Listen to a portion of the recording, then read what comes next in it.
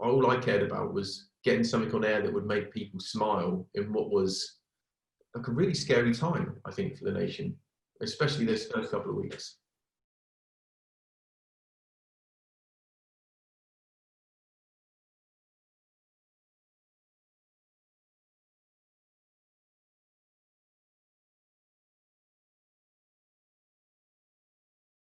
So we kind of had a more high-end look that we'd put into people's homes, kind of like a simple solution for people to be able to set and rig the cameras themselves, and then what we almost called like a robo laptop, which was like a souped-up laptop, which was really easy for people to use at home, but just had a slightly better quality camera as the webcam. And throughout the last 11 weeks, we've used all of these systems and we've evolved that as well. The initial thought for doing something like I Got News for You is actually to create like a Zoom link, like we're on now, and get everybody talking on it. We can record them on a camera. We can send that footage back into an edit and, you know, happy days kind of thing. But during testing, obviously, what we found out, connectivity is a huge issue. You know, if somebody's dropping off the air, if there's lag, if there's, you know, it's not in sync, it actually causes a real distraction to everybody else watching. So one of the first decisions we made was to ensure that everybody had at least kind of like a 20 meg up and down upload. We're still going to the exact same guidelines in terms of filming that we did in week 1. What is slightly different is I guess contributors that we're working with are more open to different options. For example, when we did the trip, helped out with the trip, we supplied laptops that were able to sort of like be used in house. So we sterilised, had the laptops delivered, and then they were dropped off, collected by Steve and Rob or whoever was at their home, and then we had somebody wait outside, I think outside on the street, and they were watching the record on the street. And when they finished and put outside, they would have picked it up. And they were really simple systems. So we had a piece of software on the laptops, and we connected via, I think we did it via Skype for that. And what we were able to do is hook up to like an MCR that we were using in London. These guys were free screen, who've been brilliant. And they recorded their end, the process, so the two chat to each other. We then had software on the laptops, which as soon as Skype connected, started recording their cameras internally. And the people outside the house also recorded. So we always knew we had a version somehow if something went wrong. And then also on the big night in, we were able to do sort of more controlled things where we were able to go into secure rooms in people's houses, set up a much sort of like more traditional sort of setup with a nice cameras, you know, decent lighting, and run it a little bit more kind of like how we were traditionally, but again, without people in the same room during the recording. In the top left corner, that's kind of what we would leave at someone's house outside their front door for like a nicer setup that they would, if they didn't want anybody in their home at all. And so would you you would then direct the talent to set that all up themselves? Absolutely, yeah. Or someone else, if they've got someone else in their home to kind of do it. And we'd literally, you know, we'd have markers on the tripod, put it to this height. All the camera would have all the settings and everything done to it, and hopefully when you turned it on, it was still in there, which happened every time, thank goodness. The monitor actually, that becomes their eyeline. So that instead of them talking on the laptop, because what we found is when people do it over Zoom, they tend to look to the side or look to wherever the person's face is rather than at the camera. So we supplied a monitor for everybody, so they always had an eyeline that we could position, and then that's where they would communicate to if they was involved in a conversation. And then, like, obviously the bottom angle is just done through the boosted laptop, and the one in the top right corner is what we did with Jack, and I think it was a Bad Education sketch, and that's actually, we utilised the camera which had face tracking, so it like auto track, because Jack was moving away, was using those weights, was coming back to his desk, was moving around. The FX9 has been brilliant for us during lockdown because it enabled us to create a nicer, much nicer look than a hothead. Shallow depth of field, it enabled almost a look that people will become more familiar with now on TV, but it was able to be used without somebody in the room. The other thing we did is we actually put the light outside Jack's house. So we either blocked the windows off like it is in the top shot, or we actually put a, like a 5K or a HMI outside the window. The light change, people's exposure was all over the place, and that was the one thing that we had to make sure we eradicated from anything we did.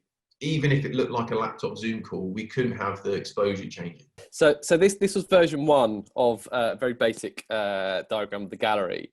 And originally, the script supervisor was going to be in the gallery with us.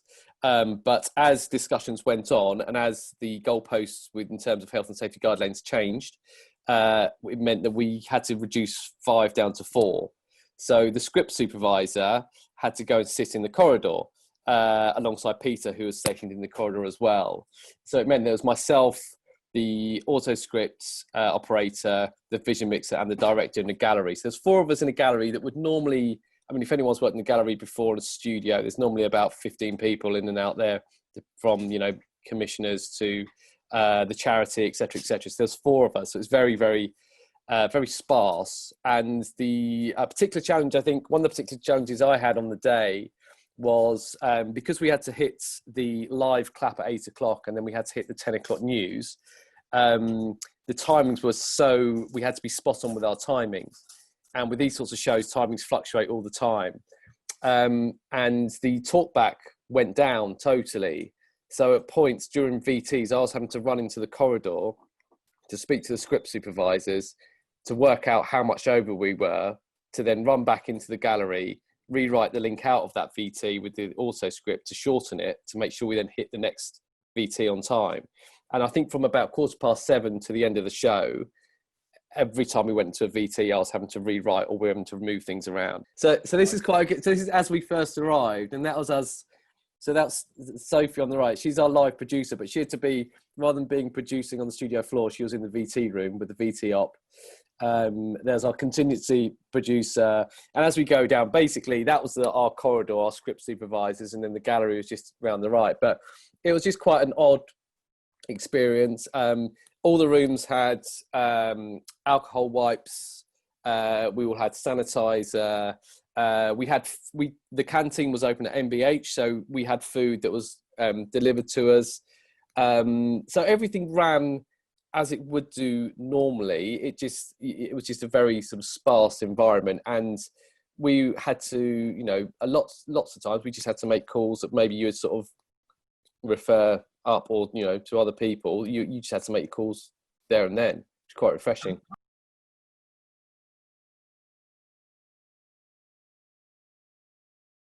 So I'd have comms to all the hosts, and then also have comms to the script supervisors, and then also be able to speak. I think myself and Peter just sort of ran out of the room and spoke to each other. And then also, so Richard Curtis was based, he was in his home, and he had comms through to us as well. Which was all perfectly fine until the comms went down. And then that became quite a challenge because, you're sort of riding solo then. We also had a talkback unit that was running through a soundman who was outside their house, who was able for us to isolate individual people, talk to them individually, or communicate just through one person. So we could direct them, we could give them information. On news, I think we really used the host as the voice. So there wasn't too many people talking over in ears and stopping and listening. And usually the host was an experienced presenter who was used to an ears, or at least had done the show before, I think, to my knowledge. So I think that worked really well for the production. I think I can show you the app we use for talkback.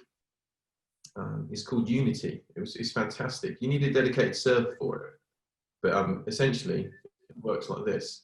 This is really basic. You have everyone's names assigned, and you just touch the talk. And if you just unconnect someone, if you don't want to talk to them, or you reconnect them, and I think you can have up to like 100 channels on there, 100 different people.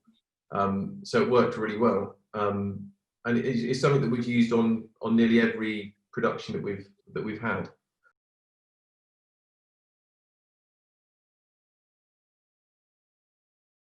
It got easier as it went along, but week 1 was essentially that we recorded not a line cut, but kind of like a proxy of what happened live, which was then immediately available.